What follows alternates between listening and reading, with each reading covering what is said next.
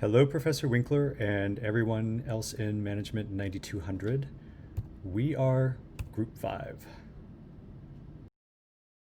To set the context for our stakeholder project, we chose Warner Music Group as our client, partly due to the fact that our team member Anna works for Warner, but also because of the company's global footprint and name recognition.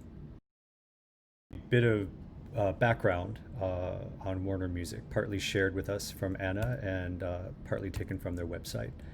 They were founded as Warner Brothers Music in 1958. They're one of the big three music labels, along with Universal and Sony. In addition to representing thousands of singers and songwriters, they employ about 5,400 people and operate in more than 50 countries. And they went public in June of this year. For our thought leader, we chose to interview Maria McCambridge. She is the Director of Change Management at Warner. So one of our first questions to Maria was to define what change management is and some of the challenges associated with the role. And here is her answer in her own words. Yes, well, I think the role itself is a challenge because not a lot of organizations have change management. A lot of them have project management.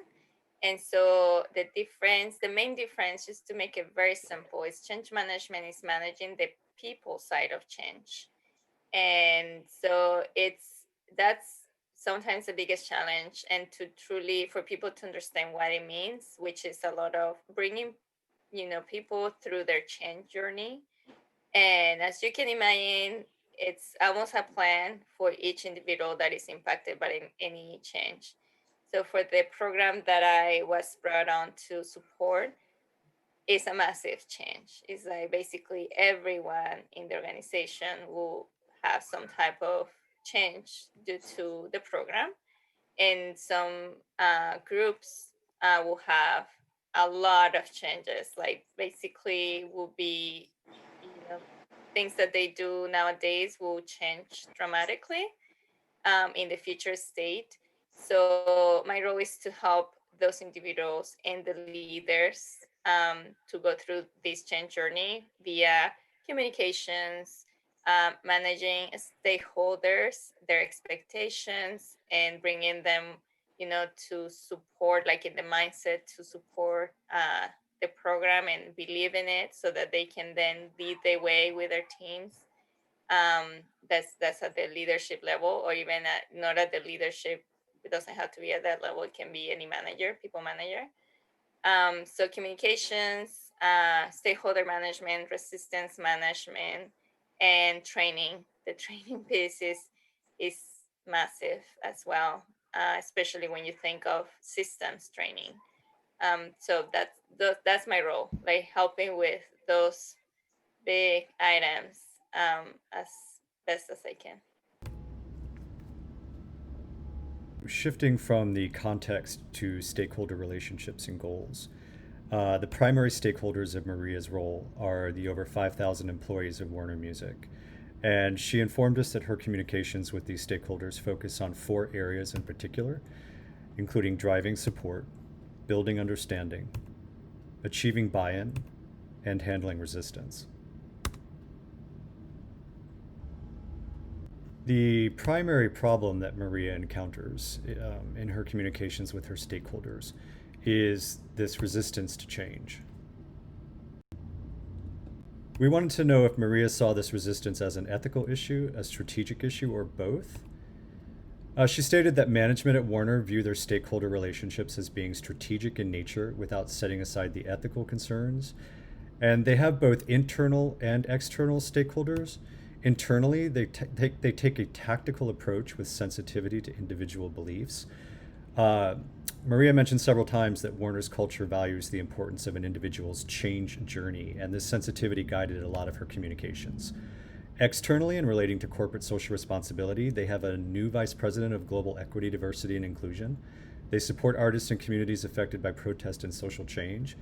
And they have a new $100 million fund to support social justice, education, and campaigns against violence and racism.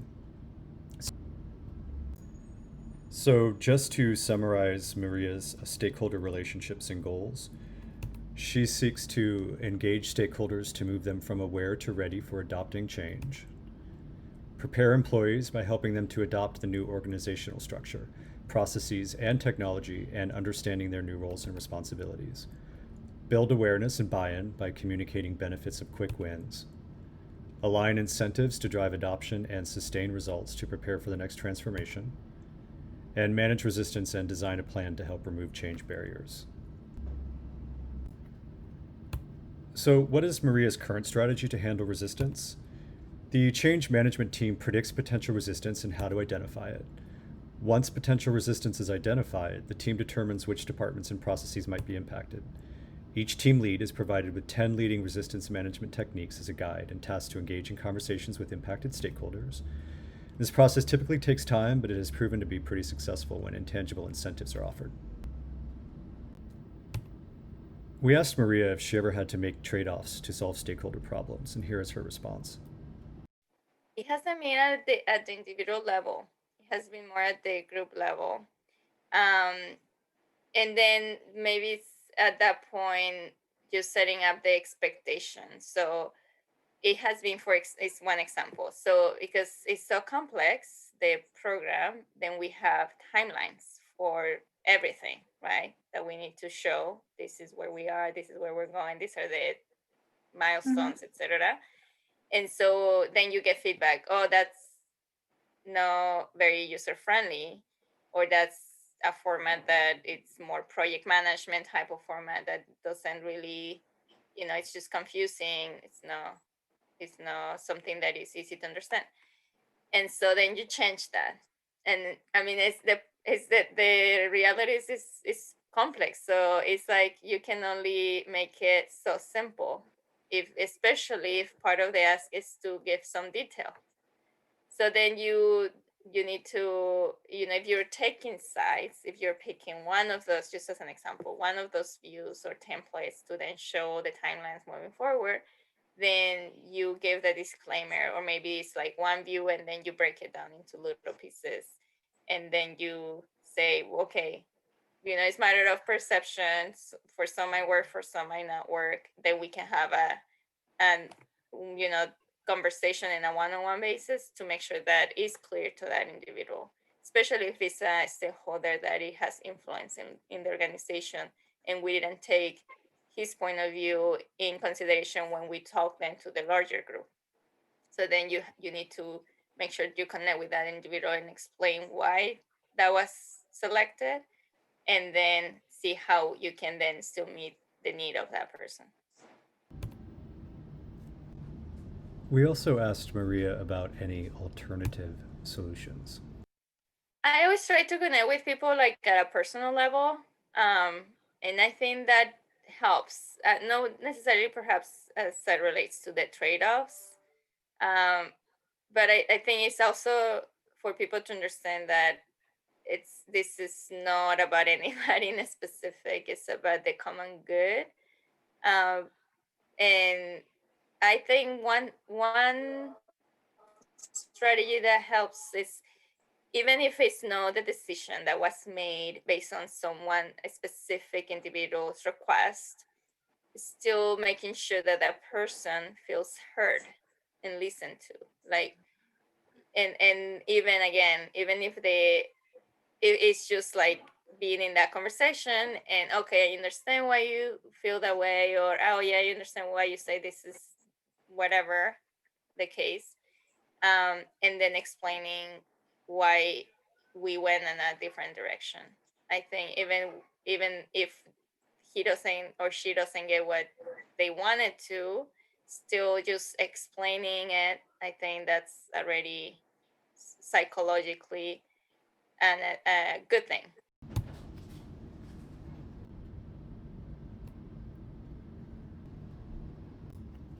Our proposed strategy includes 3 new initiatives, including a change impact assessment, which determines how change affects Warner Music employees across various dimensions and anticipates their behavior.